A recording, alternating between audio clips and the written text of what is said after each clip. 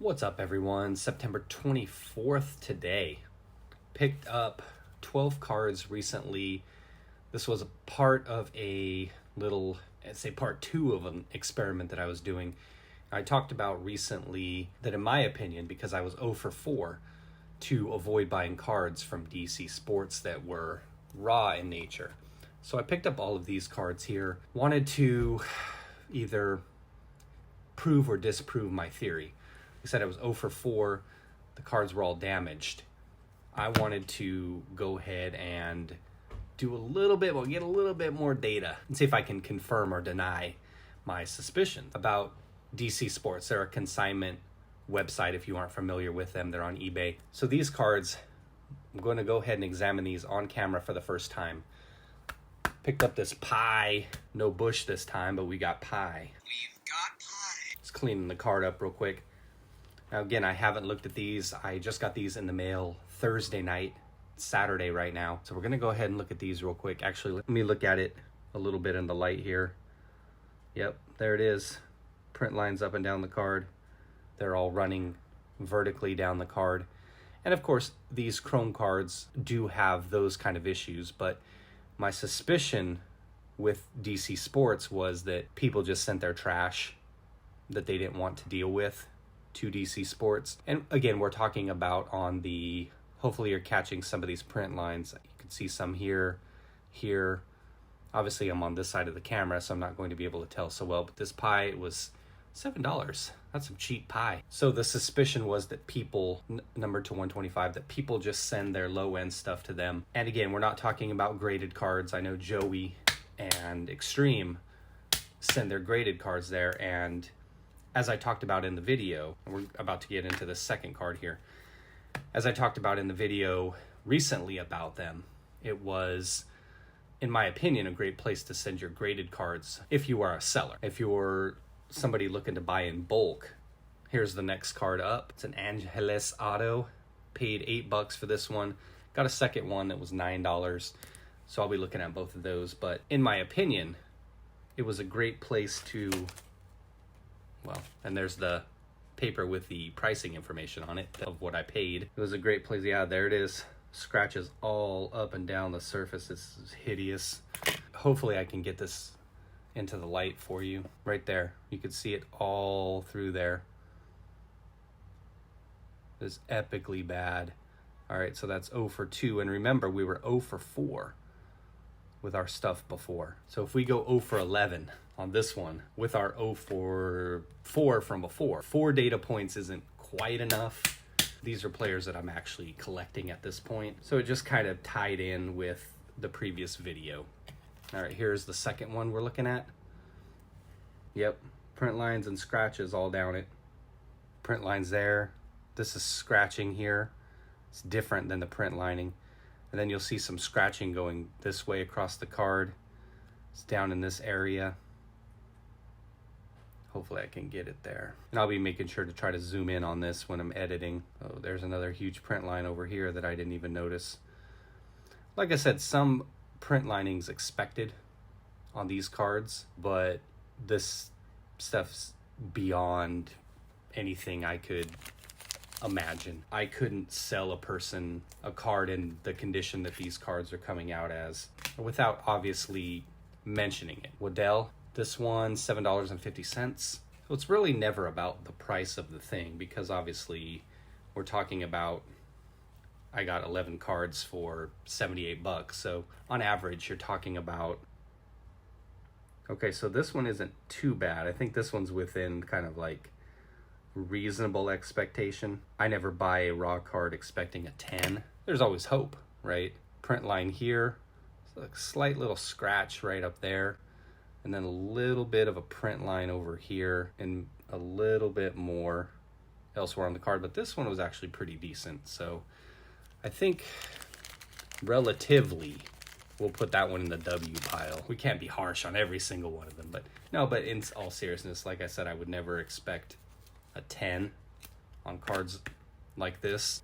Here's the next one. It's a Lorenzo Auto Mojo. But if you are buying from a consignment place, especially somebody as large as DC, they aren't going to check the cards that come in the door. So that's why I would caution buying from them, and I would say do not buy from them at all.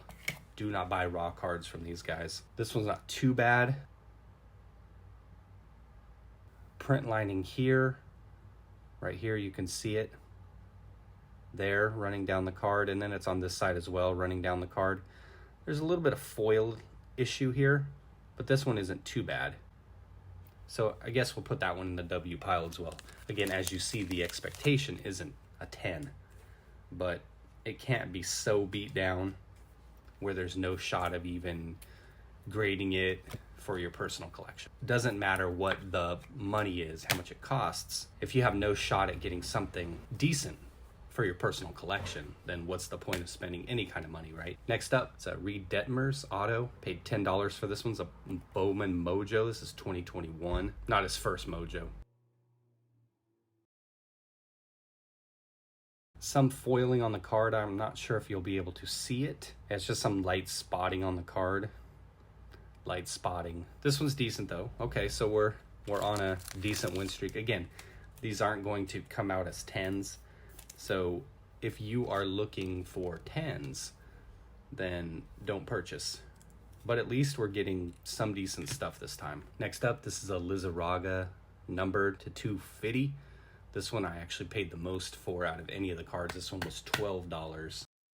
All right, print lines galore on this one, but there don't appear to be any scratches. And that's the main thing that I look for. Print lines are expected. Biggest one here is right around this area near his cap, running straight down the card. These ones are a little bit more faint. There you go, there's one there. Even though they're faint, they'll run most of the length down the card here. This one's still okay though.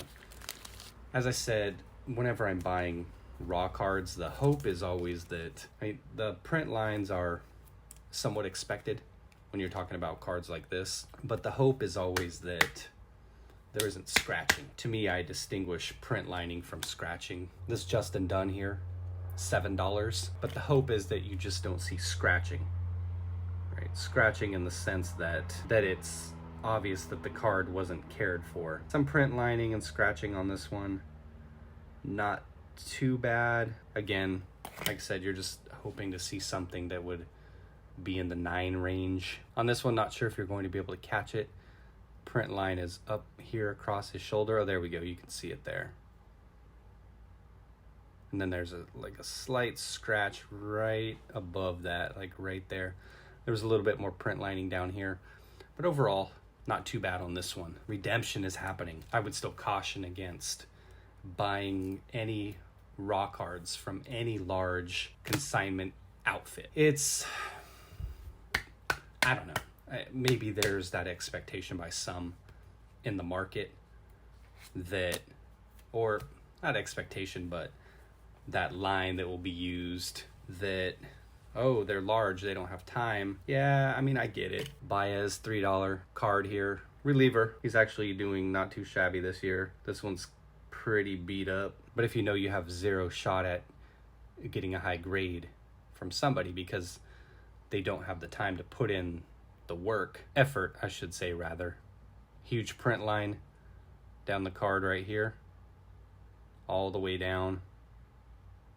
There it goes. You can see it starting at the top, and there's a lot of foiling issue through here. That would be something why I would say to avoid it. Maybe go with a smaller seller that you know has the time to actually look through cards and hopefully can give you a better idea as to what the card's looking like. Does it have damage on it or not? A seller you can actually email with questions if you need to ask them something, because obviously these large consignment places aren't going to likely have time to get to your email when they have tens of thousands of cards listed. So Justin Dunn, same card, to $4.99 this time though. And after this done, we've just got one more. Huge print line running across most of the card. Starts here at the glove. You can see it right there. Let's bring it in a little bit closer if we can. Right there. And it runs across here. That to me looks like a print line and not a surface scratch. Again, you can live with print lining. I don't know. Kind of debatable because it kind of, yeah, I mean, we'll just leave it at that it's a print line. Like I said, it runs all the way across the jersey here and kind of veers off towards the top. It's not really picking up, but it kind of veers off up here. One last one. You've seen 10 so far. Every single one of them has had print lining, but I would say there have only been a few, and those ones were in the beginning that were really bad. Obviously, you're kind of at the mercy of, and they are as well, at the quality that is sent in. Okay, yeah. So we got a couple print lines on this one and scratching. All right, so this is Jonathan Hernandez here. This one was $3.50. It's numbered to $4.99. All right, with this Hernandez here, first one starts here at his neck. You can kind of see it right there. And then it runs all the way across the card here on his arm there. Next one is on the waistline right there. Looks a little blurry on my camera. It's right there. Starts right around the S and kind of runs all the way across. That angle's a little bit better. Kind of looks like it might fade off a little bit, but it doesn't. It's just not picking up that well. It goes all the way across there. I actually just noticed there's another print line running through his hat. I was looking, there's like a foil dimple or something right there. You can kind of see that white right there. But then I noticed there is another print line kind of running through the T on his hat.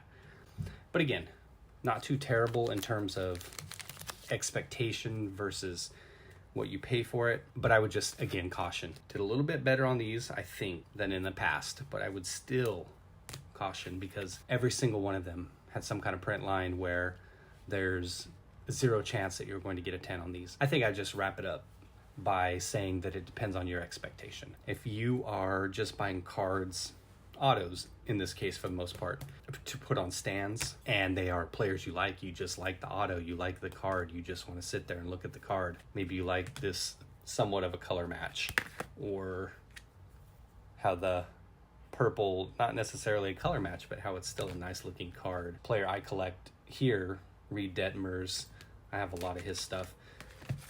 If you are just looking to have your cards on display, then it will be fine. But if it's something you want to grade for yourself, just understand that if you go with one of these large consignment outfits, that you're probably not going to get anything that's going to grade in a 10. And I guess that would be especially true if you're somebody who's looking to buy raw to flip.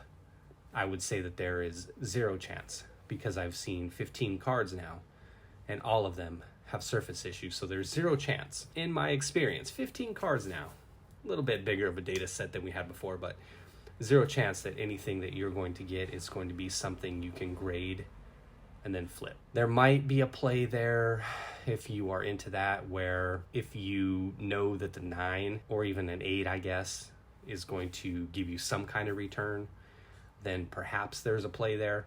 But I would not go into any purchases from these large outfits expecting that you're going to be able to score a lot of 10s. Again, like I said, it's a situation where you're kind of at the mercy of the individual who's sending cards to them.